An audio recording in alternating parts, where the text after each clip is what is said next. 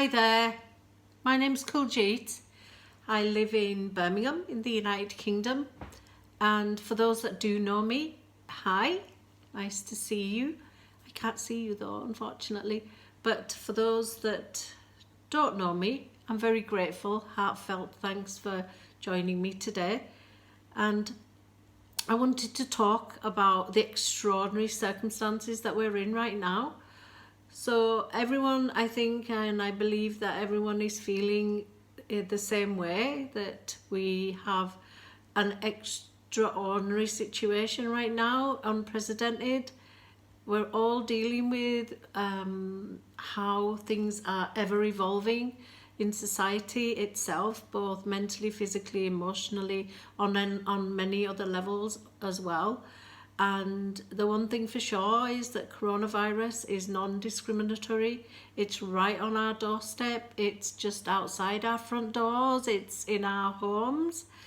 And we all have to be mindful and be watchful for signs of coronavirus and to help prevent the spread of it. And the reason I wanted to talk today, and really it's about socially networking with people, is that I've been through some pretty extraordinary events in my lifetime that have been complete game changers. And one of the things I wanted to relate to my experience was about fear. So back in 2017, in May 2017, I was blessed, I should say. Everyone else is going to say I'm pretty crazy, but I've said this in the past, but for me it was a blessing to be diagnosed with breast cancer. And finding out I had breast cancer was a complete game changer for me. Really, because in literally 5 years before then, I had undergone open heart surgery for coronary heart disease. I simultaneously under going through an extreme loss of my mum, who passed away from breast cancer. So being told I had breast cancer was shook me up a lot and filled me full of fear. Something I thought I was quite resilient towards, but I was surprised myself, I should say. But the reason I'm talking today is because of some things that happened to me and the challenge I faced. I remember all the doom and gloom people were telling me about different things and different people that they knew that had gone through cancer. I had masses of information. I felt bombarded with information. I saw lots of things. Everything I saw just suddenly related to cancer. And I felt very scared, in all honesty. I felt scared. I felt frightened for my life. I felt isolated and alone. But in reality, I wasn't really alone, because I had my family and my friends to support me. But in dealing with cancer, it's what happens in your own mind that helps you resolve things. So it wasn't the external support, but the internal messages I was saying to myself to try and help me come to terms with my diagnosis. And I had lots of people saying, oh, you must fight this, you're going to be a survivor. There were all sorts of things, it's a battle, you've got to win it. And I found myself thinking, well, if you're asking me to fight cancer, you're asking me to fight myself. And that really didn't compute for me.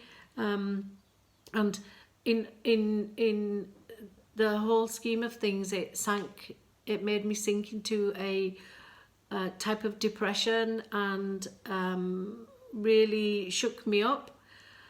And I remember that day when I had my first chemotherapy session, which I thought they were going to kill me, quite frankly, but I'm still here. I remember sitting down in our garden room and thinking to myself, I can't go through this time with people telling me you've got to fight it, I've got to win this battle.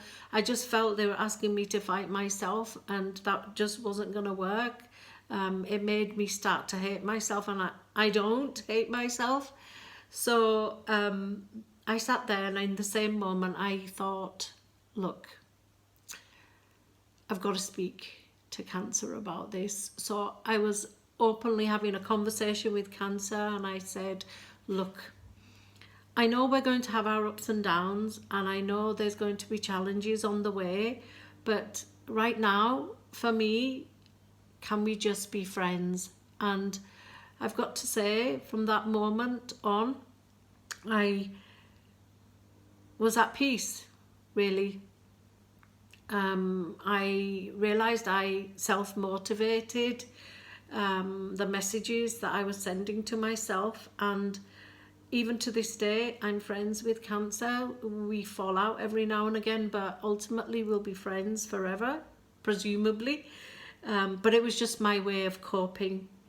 And I remember this article that Olivia Newton-John, I saw this clip of her actually being interviewed, and she basically said that people say to her a lot about being a survivor, and she just doesn't relate to it. And I felt that it resonated with me too. The word survivor to her and to me is almost like being on a cliff edge, hanging on by your fingernails with sheer desperation. Whereas I never felt like that. I felt I was stood on top of a cliff, and I believed that by motivating myself that I could stand on top of the cliff and be a thriver. And to this day, that's exactly what I do. In my circumstance, I let fear take over. It made me feel anxious. Fear made me feel depressed, and I was. I felt restlessness and uncertainty, isolation, loneliness, and many more. And right now what we're going through is a similar thing, where we're living in this extraordinary time, and where fear is the thing that's driving a lot of some of the irrational things that people are doing. And fear in itself makes you do things that you would never do normally. It also has a very detrimental effect on your mental and physical well-being. So I wanted to start my video topics on fear and just how I dealt with it. So by internally messaging myself, it helped me start to come back and make rational decisions and take things into consideration and just not react hysterically over things. In the next few weeks, I hope to share some of the things that I've been through myself and how I use them to help overcome certain situations. I'm planning to go through a number of different topics, the next one being on information and media and Facebook and all sorts of places where you get information, and also to talk about financial matters. I've listed a couple of topics down below, and please feel free to, if you wish to take part and contribute, I'd love that. Just message me. But one thing is for sure, that we're all in the same boat, and together we can get through this. It's a very tough time for everyone.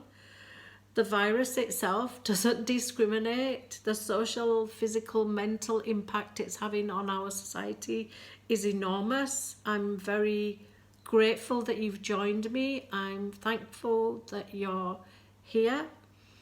I look forward to seeing you in the next video message that I put out. But for now, I wish you a safe and a very happy day. Thank you.